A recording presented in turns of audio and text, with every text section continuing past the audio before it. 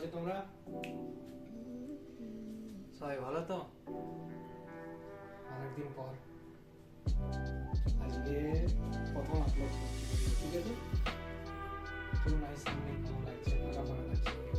হ্যাঁ, তোমরা এলে এখন কোলাহল তৈরি করতে শান্তি আছে, কোনো আওয়াজ নেই, একদম শান্ত। দেখো, সবাই কিন্তু চেঞ্জ হয়েছে আস্তে আস্তে। আগে দেখো, কেউ যদি নিজের মনে মনে কথা বলতো তাহলে কি বলতো আমরা তাকে? পাগল বলতো। কিন্তু এখন যদি হয় উনি বলবো ইয়ারবাড আছে, হয়তো কারোর সঙ্গে কথা বলছি। তেমনি হয়তো এক সময় আসবে তোমরা সবাই ভার্চুয়ালি ক্লাস করবে, ঘর থেকেই বলবে স্যার প্রেজেন্ট। কি মনে হয়, সম্ভব এমনি? কমেডি ওয়েট জানাবে। ঠিক আছে, যে বিষয়টা আজকে ভালো নজর জানাই দিই তোমাদেরকে, সেই বিষয় হচ্ছে জরুরি একটি বিষয়। তো ভাবলাম তোমাদের সিলেবাসও আছে, বিষয়টা বোঝার আগে তার আগে একটি গল্প বলি তোমাদের। কালকে আমি হাইওয়ে দিয়ে যাচ্ছি, ঠিক আছে? হাইওয়ে তোমরা জানোই বেশ বড় হয়, আর বেশিরভাগ হাইওয়ে 6 লেনের হয়। 6 লেন, অনেক হাইওয়ে এখন আগের থেকে আরও বাড়াচ্ছে। তোমরা কোনোদিন গিয়েছো কি হাইওয়ে? না গেলে ভাবো, রাস্তা কিন্তু বড় চওড়া অনেক, ঠিক আছে? হাইওয়েতে কি হয়, একদিকে যাওয়ার থাকে অনেক গাড়ি বেড়ে, একদিকে একদিক হয়ে যায়, আবার অন্য একটি রাস্তা আছে ওই দিক হয়ে আসে, মানে ওয়ান ডাইরেকশন। সেই জন্য জমাট বাঁধে না, একদিকেই যায়, ঠিক আছে? আমাদের এমনি নর্মাল রাস্তা কেমন হয়, একটি রাস্তার মধ্যে আসছে, ওই দিক থেকে এদিক থেকে আমরা যাচ্ছি, ওই দিক থেকে আসছি। কিন্তু এইখানে হাইওয়েতে মাঝে একটি পার্টিশন হয়ে গেছে, এইদিকে যাবে আর এদিক হয়ে সব আসে, ঠিক আছে? তো হাইওয়েতে যাচ্ছি, হাইওয়েতে দেখবে অনেক ট্রাক, দেখবে ট্রাক, দেখো তো অনেক মাল বোঝাই করা থাকে। একটি ট্রাকে দেখছি এখন বেশি দেখা যাবে গ্যাস ভর্তি আছে, এলপিজি সিলিন্ডার। এলপিজি সিলিন্ডার মানে খালি সিলিন্ডার ভর্তি করে নিয়ে যাচ্ছে, ঠিক আছে? ডিস্ট্রিবিউট করেছে, আবার ডিস্ট্রিবিউট করবে। খালি সিলিন্ডার আপলোড ওঠা হবে, খালি সিলিন্ডারগুলো মানে ডিস্ট্রিবিউশন। ভর্তি সিলিন্ডার যে গাড়িতে আছে, ট্রাকে আছে, সেগুলো দেবে ডিস্ট্রিবিউটারকে, ডিস্ট্রিবিউটার ঘরে ঘরে আমাদের দিয়েছে। আবার ঘর ঘর থেকে সিলিন্ডার, খালি সিলিন্ডার আমরা ডিস্ট্রিবিউটারকে দিয়ে আসবো, বা যে ডেলিভারি বয় আসে সে নিয়ে যাবে, সে নিজের ছোট গাড়িতে নিয়ে আসবে, আর ওইটা বড় ট্রাকে লোড হবে। বড় ট্রাকে লোড হয়ে যাবে আবার খালি সিলিন্ডার ভর্তি হতে, আবার ভরে আবার আসবে, এমনি করে চলতে থাকে। আবার কিছু ট্রাকে দেখবে খাওয়ার জিনিস আসে, খাওয়ার জিনিস চাল, গম, আটা সব কিছুই আসে। এমনি অনেক ট্রাক দেখবে হাইওয়েতে যাওয়া আসা করে। আরেক দেখবে, আমি যেমন দেখছি, একটি ট্রাক ছিল সব ঘরের বজ্র পদার্থ, ফল, চোখা, ওগুলো সব লোড করে আসে, বড় ট্রাক। ট্রাকটা দেখলাম বাদিকে একটি হাইওয়ে থেকে ছোট রাস্তা দিয়ে বেয়ে এক জায়গায় দেখাচ্ছে জড়ো করছে, পাহাড়ের মতো এক করে দিয়েছে, ভর্তি হচ্ছে আস্তে আস্তে। এক একটি ট্রাক যাচ্ছে, খালি করে আবার চলে আসছে, হয়তো ডিকম্পোজ হবে। আবার হয়ে গেল আমার হাইওয়েতে আমার যা কাজ ছিল, কাজ করে হাইওয়ে থেকে আবার আমি ঘর এলাম। তো ঘরের যে রাস্তা ছিল ছোট, আবার আমার ঘর তো গলির ভিতরে আছে, আবার গলি দিয়ে এলো, গাড়ি রাখলাম, ঘরে ঢুকলাম।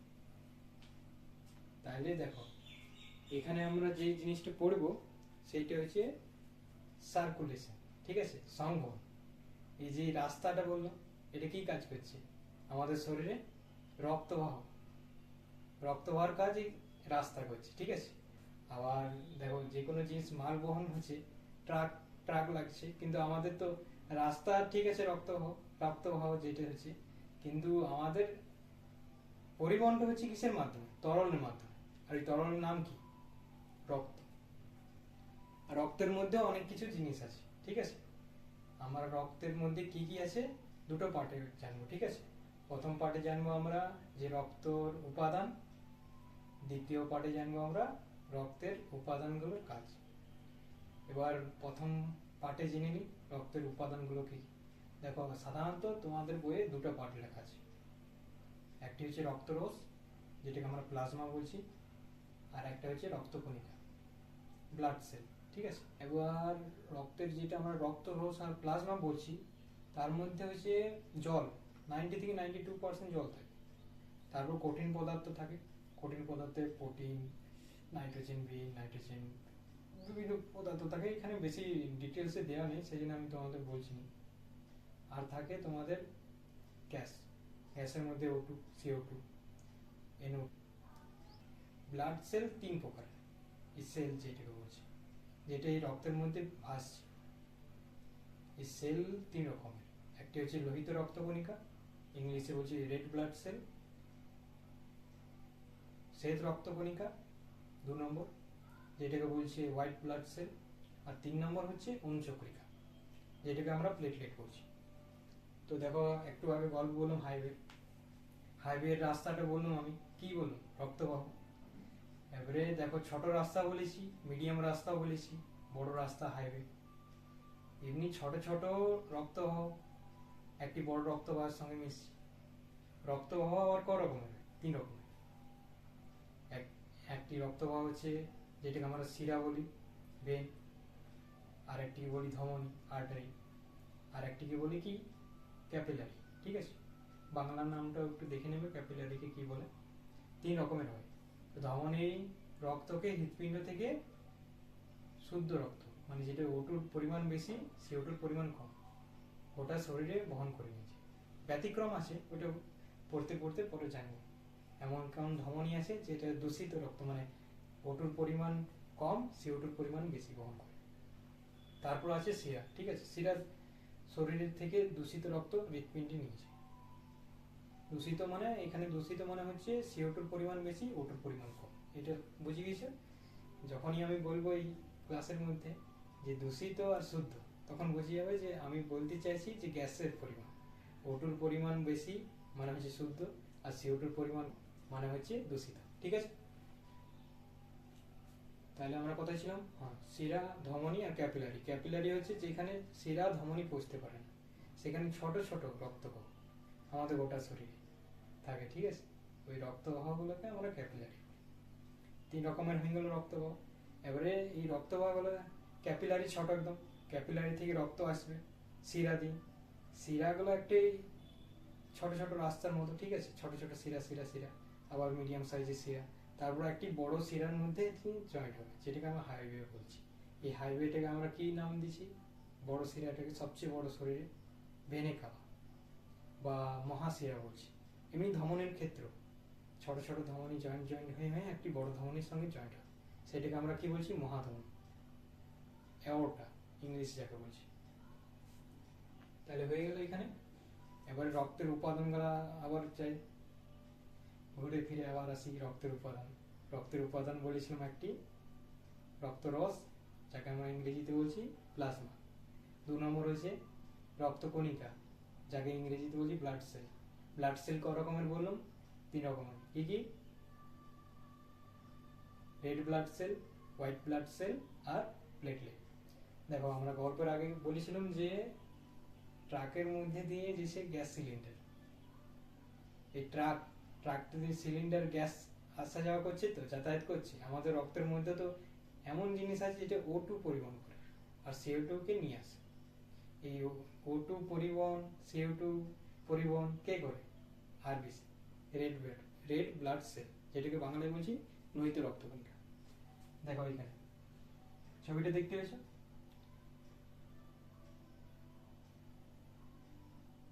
তাহলে রেড ব্লাড সেল আয়ুষ্কাল কত? 120 দিন। কোথা থেকে উৎপন্ন হয়? জন্মের পূর্বে ভ্রূণদশা যকৃৎ থেকে তৈরি হয়, আর জন্মাবার পর অস্থিমজ্জা থেকে তৈরি হয়। কাজ কি? এখনই একটু আগে বললাম, শরীর থেকে CO2, কোষ থেকে যে CO2 তৈরি হচ্ছে সেইটা নিয়ে এসে হৃৎপিণ্ডে পৌঁছানো, হৃৎপিণ্ড থেকে পরিশুদ্ধ হওয়ার জন্যে ফুসফুসে নিয়ে যাওয়া, আর ফুসফুস থেকে O2 CO2 দিয়ে O2 নিয়ে এসে ফুসফুস থেকে নিয়ে এসে হৃৎপিণ্ডে যাবে, হৃৎপিণ্ডের মাধ্যমে পাম্পের মতো কাজ করে বলেছিলাম তোমাদেরকে একটি ক্লাসে। পাম্প করে দেবে গোটা শরীরে, আর ওই নিয়ে যাচ্ছে কে রেড ব্লাড সেল। ঠিক আছে, রেড ব্লাড সেলের জন্যই আমাদের রক্তের কালার লাল হয়। ঠিক আছে, কেন? হিমোগ্লোবিন থাকে, আর হিমোগ্লোবিনের রং লাল। আয়রন আছে হিমোগ্লোবিনের মধ্যে। এবার আসে আমাদের শ্বেত রক্তকণিকা, white blood cell. White blood cell আমাদের মনে করো এই পুলিশের মতো কাজ করে, রক্ষা করে শরীরকে। পুলিশ, আর্মি এমনি করে। ঠিক আছে, শ্বেত রক্তকণিকার ভাগ আছে, অনেকে পুলিশের মতো কাজ করে, অনেকে আর্মির মতো কাজ করে, আবার অনেকে মেমোরির মতো কাজ করে, মনে রাখার কাজ করে। যাতে চিহ্নিত দেখবে অনেক সময় থাকে যে এই আতঙ্কবাদী এমনি ছবি আছে, তো ওইটাকে আমরা দেখে রাখি, চিনে রাখি, তাহলে আমরা সতর্ক থাকি। সেমনি শ্বেত রক্তকণিকাও কিছু কিছু মেমোরি সেল আছে, এটাও এই বাইরে থেকে যে অ্যান্টিজেন আছে ওই চিহ্নিত করে রাখে, পরে যাতে তাদের সঙ্গে লড়তে পারে। তো এই শ্বেত রক্তকণিকা আবার দু রকমের, গ্র্যানুলোসাইট, অ্যাগ্রানুলোসাইট। গ্র্যানুলোসাইট হচ্ছে দানাদার, সাইটোপ্লাজমে দানা দানা দানা, সেই জন্য হচ্ছে গ্র্যানুলোসাইট বলে। আর অ্যাগ্রানুলোসাইট মানে দানাবিহীন, সাইটোপ্লাজমে কোনো দানা থাকে না। ঠিক আছে, অ্যাগ্রানুলোসাইটকে দু ভাগে ভাগ করা হয়, একটি হচ্ছে মোনোসাইট, একটি হচ্ছে লিম্ফোসাইট। আর লিম্ফোসাইট আর গ্র্যানুলোসাইটকে তিন ভাগে ভাগ করা হয়, নিউট্রোফিল, ইওসিনোফিল আর বেসোফিল। এদিকে পাঠ হয়ে গেল। এবং প্রতিটি শ্বেত রক্তকণিকার নাম বলুন। প্রতিটি শ্বেত রক্তকণিকার কিছু কিছু কাজ আছে, যেমন তোমার গ্র্যানুলোসাইটের তিনটা বলুন, কি কি মনে করতে পারবে? নিউট্রোফিল, ইওসিনোফিল আর বেসোফিল। তাহলে নিউট্রোফিল কি করে? আগ্রাসন পদ্ধতির মাধ্যমে রোগ জীবাণুকে ধ্বংস করে। বেসোফিল হেপারিন তৈরি করে। হেপারিন কি করে? হেপারিন আমাদের রক্তকে তঞ্চন হতে রোধ করে, রক্ত বাইরের মধ্যে। এবার বাইরে এলে রক্ত জমাট বাঁধে, কিন্তু শরীরের ভিতর তো বাঁধলে চলবে না। ওই রক্ত তঞ্চন এখানে রোধ করার জন্য হেপারিন মিশ্রণ করে কি বেসোফিল। তাহলে পরীক্ষা যদি আসে হেপারিন মিশ্রণ করে কোন শ্বেত রক্তকণিকা, তখন লিখবে বেসোফিল। ঠিক আছে, এবার আসি আরেকটা। এবার তারপর আসে অ্যাগ্রানুলোসাইট। অ্যাগ্রানুলোসাইট হচ্ছে মোনোসাইট। মোনোসাইটও আগ্রাসনের মাধ্যমে রোগ জীবাণুকে ধ্বংস করে। আর 2 নম্বর ছিল লিম্ফোসাইট। লিম্ফোসাইটের আবার দুটো ভাগ আছে, একটি টি লিম্ফোসাইট, একটি বি লিম্ফোসাইট। টি লিম্ফোসাইট কোষ মধ্যস্থের মধ্যে প্রতিরক্ষা তৈরি করে। ঠিক আছে, প্রতিরক্ষা ব্যবস্থা তৈরি করে। আর বি লিম্ফোসাইটের কাজ কি? অ্যান্টিবডি। পরবর্তী সময়ে হয় চ্যাপ্টারে যদি থাকে, না হলে পরবর্তী সময় অ্যান্টিবডি নিয়েও পড়বে, যে অ্যান্টিবডি আমাদের দেহের প্রতিরক্ষার জন্য কত জরুরি। এখন এখানে এতটা নাই। ঠিক আছে, শ্বেত রক্তকণের আয়ুষ্কালটা আমরা জেনে নিই। শ্বেত রক্তকণের আয়ুষ্কাল হচ্ছে 12 থেকে 13 দিন। এবারে হচ্ছে অনুচক্রিকা, প্লেটলেট। প্লেটলেটের একটি কাজ, কোথাও কাটা গেল, রক্ত বেরোতে শুরু। এবার যদি ওই জায়গাটা কাটাটা থেকেই যায়, রক্ত বেরিয়ে যায়, আর রক্ত বেরিয়ে খালাস। ঠিক আছে, সেই জন্য ওই জায়গাটাকে কি করতে হবে? মেরামতি করতে হবে। তো যেমন হাইওয়েতে কোথাও হয়, কোথাও গর্ত হয়ে গেল, কোথাও ভেঙে গেল, কি হয়? গভর্নমেন্ট অফিস থেকে অফিসার আসে, ঠিক করে, ব্যারিকেড দেয় আর ঠিক করে। সেমনি অনুচক্রিকা, ওই যেমন রোড ভেঙে গেলে, গর্ত হয়ে গেলে, ড্যামেজ হয়ে গেলে ঠিক করার কাজ অফিসারদের, সেমনি অনুচক্রিকারদের কাজ হচ্ছে ওই ব্লাড ভেসেল কোথাও কেটে গেলে, কোথাও লেগে গেলে, দেহের বাইরে আর ভেতরে ওই একই কাজ। কি করে করে ওইটা আমরা রক্ত তঞ্চনের এটার পরে রক্ত তঞ্চন যাব। রক্ত তঞ্চনের অনুচক্রিকার পুরো ডিটেলস। ঠিক আছে, এখানে এই একটি জিনিস মনে রাখো, এই একটি জালকের মাধ্যমে বন্ধ করে, 5 ইঞ্চ জালক যাকে বলে। ঠিক আছে, এর আয়ুষ্কাল কিন্তু 8 থেকে 12 দিন। অস্থি মজ্জা থেকে তৈরি হয়, আর শ্বেত রক্তকণিকা অস্থি মজ্জা থেকে তৈরি হয়। আমরা পার্থক্যটা জেনে নেবো। ঠিক আছে, আগে আকারগুলো দেখি, আমি এক এক করে দেখাচ্ছি, দেখি। এটা হচ্ছে লোহিত রক্তকণিকা, আকারটা দেখছো? দিই অবত বেলুনকে দেখবে, বেলুনের মাঝে হাত দেবে। ঠিক আছে, কেমন গর্তর মতো হয়ে যাবে। আবার উল্টা দিকেও অমনি করবে, একই করে দুদিকে হাত দিলে গোল বেলুন। ঠিক আছে, দেখবে যেই শেপটা হবে সেটিকে বলছে দ্বি অবতল। অমনি দ্বি অবতল শেপ থাকে আমাদের লোহিত রক্তকণিকা আরবিসি।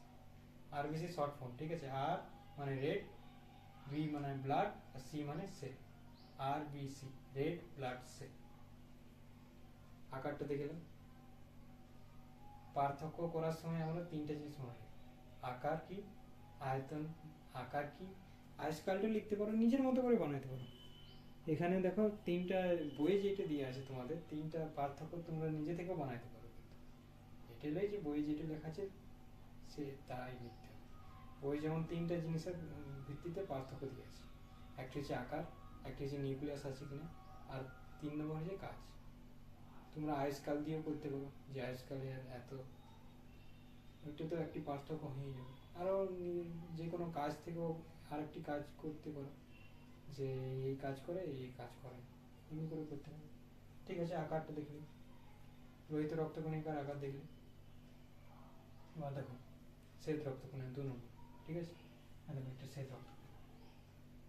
আবার এটা দুটো ভাগ আছে, দেখো গ্রানুলোসাইট, এক গ্রানুলোসাইট। আবার এগুলো ভাগগুলো দেখলো, আকারগুলো একটু চেঞ্জ আছে, আলাদা আলাদা। আর এইও দেখি, ঠিক আছে দেখলে। আর দেখো অনুচক্রিকা, অনুচক্রিকা দেখো আমার পার্থক্য যেটা আছে। আকারগুলো দেখলে এবার এক একটি করে মিলাবো, ঠিক আছে।